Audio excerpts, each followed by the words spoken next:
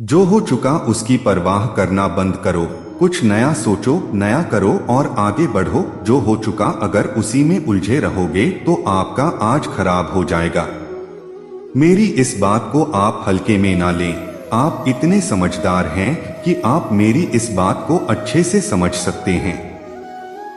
अगर आप वाकई पीछे घटने वाली घटनाओं को दिन रात अपने दिल और दिमाग में दोहराते रहेंगे तो आगे कुछ नया करने का निर्णय नहीं ले पाएंगे।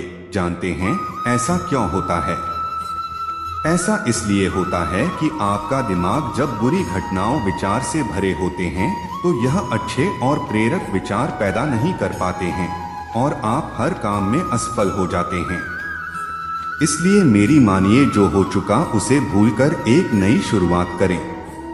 मान लीजिए एक कमरे में किताबों को एक विशाल ढेर लगा दिया जाए और आपको एक विशेष किताब का नाम बताया जाए और उस किताब को उस कमरे में लगे विशाल ढेर में से ढूंढ कर लाने को कहा जाए तो आपको कितना समय लगेगा? मुझे लगता है आपको बहुत समय लग जाएगा, है ना? लेकिन उन्हीं किताबों को करीने से बुक शेल्फ में रख दिया जाए तो आपको उस विशेष नाम वाली किताब को ढूंढने में बहुत ही कम समय लगेगा।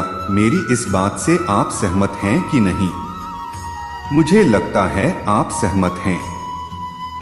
जिस तरह से किताबों की ढेर से कमरा भरा है, ठीक उसी तरह से हमारा दिमाग विचारों के ढेर से भरा हुआ है। जब हम निराश और दुखी होते हैं तो सही विचार और सही फैसले को सामने लाने में हमारा दिमाग असफल हो जाता है और हमें उस निराशा और दुख से बाहर आने में बहुत समय लग जाता है और इस तरह समय की बर्बादी से हम हमेशा पीछे ही रह जाते हैं। अगर आप अपने विचारों के ढेर को करीने से बुकशेल्फ की तरह दिमाग में रखें तो किसी भी परेशानी में हमारा दिमाग सही विचार और फैसले सही समय पर हमारे सामने लाकर रख देगा। ऐसा करने का सिर्फ एक तरीका है, बस आप हर सुबह मेडिटेशन करना शुरू करो, क्योंकि मेडिटेशन में वह पावर है जो आपको अंदर से कुछ कर गुजरने की ताकत देती है।